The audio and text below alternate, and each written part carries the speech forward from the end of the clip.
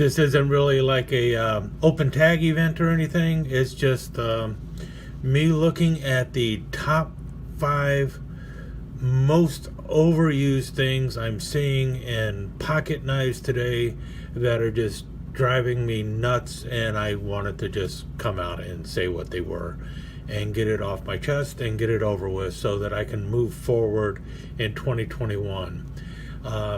I will tell you now that if I see these things on a knife in 2021, chances are very high that I will not be buying that knife. I'm just sick of it. And the first thing we'll be talking about is billboarding, or in this case, over billboarding. And it's the big R on the Rough Rider knives. It is showing up everywhere on Rough Rider knives, and quite frankly, I'm sick of looking at it. The big R on the Rough Rider knives is actually a carryover from when Rough Rider or Smoky Mountain Knife Works on the Colt lineup. And basically what they did was the knives that were in the Colt lineup, the knives they were making under the Colt trademark, ended up being moved over into the Rough Rider lineup. And what you used to have on the Colt knives, as you see right there, is the Colt Anaconda C in the bolster. Notice also nothing else on there, just the Colt Anaconda C. And then it moved over into the Rough Rider lineup, and they started putting a big R there. The problem is what you see under the R, which is a T, or that's what a lot of people think it is. It's really just a line under the T. And it just, I don't know, it just, I thought it was going to show up on a series here or a series there, but it is pervasive. It is showing up all over the place, and I'm really just tired of seeing it. And I'm not alone. I know a lot of other people are tired of seeing it. This is their elephant toe with the another thing I'm kind of tired of. They call this a cleaver blade. I thought of it as a large sheepfoot blade because it looks more like a sheepfoot blade to me. And I do like sheepfoot blades. If I'd have known they were going to call it a cleaver blade, I probably wouldn't have bought the knife. It also has a Warncliffe blade on here. So it was an interesting pattern, so I picked it up. But I was very tempted to pass on it simply because of the big R. And as much as I like the bone in the black and blue series, this is the only one I'm going to pick up. The other knives, there's nothing really special or interesting about them other than the beautiful blue bone. But the offset of that big R just says, screw it, I don't want that knife anymore. So my Rough Rider collecting in 2021 is probably going to drop dramatically if I keep seeing this big R on everything, because I'm just tired of it. So that's one thing. And it's other knives also that do a lot of over billboarding. But Rough Rider these days, man, them and their big R, it just, it's a deal killer for me. I just don't want to see it anymore. And speaking of which, I mentioned this has a cleaver blade. This is the first Rough Rider I picked up with a cleaver blade. They call that a cleaver blade or something. And you see it all over the place, everywhere. Everyone's got a cleaver. It isn't just Rough Rider. Everyone makes a cleaver knife and everything, some kind of folding cleaver. You know what? This is it. This is the only modern folder I got that is supposedly a folding cleaver, and it's the only one I've got, and it's the only one I plan on getting. I think they're just kind of goofy, and I have no use for them. If I want a knife that is a cleaver, I'm going to get a cleaver. Here's my little K-bar fish cleaver. This thing I can actually take and I can chop something with. Trying to take and hit something with that and cut it like I would be using a cleaver is impossible. This is just a slicing blade that is way too thick and it just doesn't work. I would prefer just your basic sheepfoot blade on a folding knife that can actually slice. This is a cleaver. This is actually designed to chop. Trying to chop with one of these knives is a joke. So maybe it's just the name that they give them or whatever, but I just think it's stupid. I cleaver blades, forget it. I'm not interested. As far as overused, also you see here, I got one knife here with copper on it, with the big R. I got this one a long time ago, and the reason I got it is it was a Rough Rider fish knife. This is the second one they made. Did not know that the big R was going to be showing up on everything in the future. I also didn't know that copper was going to be showing up on everything in the future as well. I'm beginning to think that Kevin Pipes, the owner of Smoky Mountain Knife Works, has a copper mine somewhere, because I don't know why else so many things are coming out in copper. And and they talk about force patinaing it and everything else. Well, patina is basically corrosion on your knife. I mean, that's what I always thought it was, Well, a good patina is a good patina, but why do you want to make your knife corroded? I don't want it to be that way. I like nice shiny bolsters. I don't want them all cruddy looking and everything. And the copper that they put on these knives, it dulls really fast. So you're going to have to be polishing it all the time if you want it to look nice and shiny.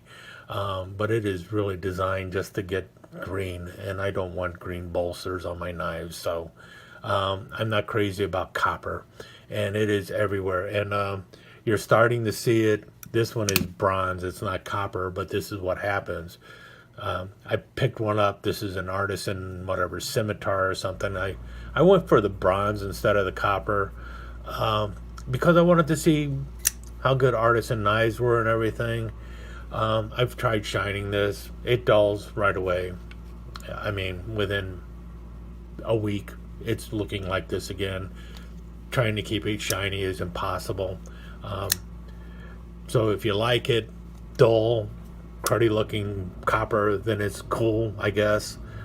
Same with bronze or anything else. But also, when you put the whole slab of copper on these knives, everyone talks about wanting a pocket knife that is light in the pocket. Once you start slabbing big old chunks of copper or anything on the side of the knife, they get really heavy.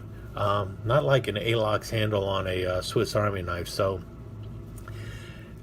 not big on the copper either. So another deal breaker. I'm much happier with nickel silver. I also like real brass. Brass tends to shine up better than the copper. Copper, I guess it's made it's nice. It looks cool, but I've had enough of it, so I'm not interested in more. I guess we can put it that way. So I'm not going to be looking at picking up a lot of copper in 2021. If Kevin Pipes does own a copper mine, he's not going to be making a lot of money off of me with it. And that brings us to my Stroke of Luck large toothpick. I really like this knife, and I even like the reverse frosted etch on this knife. But for the most part, blade etches are just getting way overused these days. This one, this was really designed for a showpiece. The reverse frosted blade etch on there was there. I believe it was designed by Brian Wilhoit of SMKW fame. And I like it. I like the entire knife. You've got these shamrocks on the bolsters and everything, and these bolsters came out of off of a knife that they saw in their knife museum, and same with the nice horseshoe there, Rough Rider horseshoe. This is a beautiful knife. I really like it, and I like the blade edge on there. And it works because this is really more of a showpiece. This is not something that is designed to be used. Yeah, sometimes a knife is a piece of art. My problem is when you start putting blade etches on knives that are really more designed for use. And you've got this one here. This is your ram horn from the Marbles lineup with a reverse frosted blade edge. I'm in the process of seeing how well these kind of blade edges are going to hold up over time. But that blade edge was not necessary. They really did not need to put ram horn on the blade. If you're using it as a showpiece, I get it. But if you're just doing it on everyday carry knives and everything like that, blade etches are kind of unnecessary. The one place I do like to see a blade etch is on my official Boy Scout knives. But even that blade etch, and also the blade etches that you see like on your Great Eastern knives and such, those blade etches are there, and you know they're going to rub off with use and everything. There's nothing fancy about them or anything. But this blade etch, this was designed, to make this a showpiece and everything. And when you start using this knife, which is what it is, it's just, it's a $12 everyday carry knife, that blade edge is going to get screwed up. Or at least I assume it will. We'll see over in the next year or something. But I'm not a big fan of blade edges, and if I'm seeing a knife with a blade edge, there's a good chance that I'm going to pass on it, especially if it's a knife that I plan on using. So that's another deal breaker for me these days, is the blade edge. And my final one here, we got this in the Rough Rider Reserve series, and we now know that the first 16 knives in the Rough Rider Reserve series that they have decided to make are all going to be with a micarta handle. And Rough Rider is putting out all sorts of knives with micarta.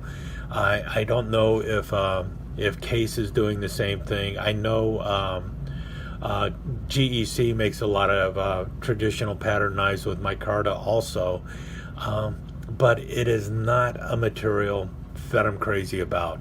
And quite frankly, when I see knives with micarta handles, if there is another option, I usually go for the other option. I like micarta. I like it especially as a handle material on modern fixed blades. I don't have a problem with it there. I also don't have a problem with it on some of the modern folders, micarta handles on a modern folder, but I'm just not crazy about it on my traditional slip joints. I would prefer to see other materials. I prefer the natural materials. Matter of fact, I would like to see more ram horn being used, and like buffalo horn and stuff of like that being used.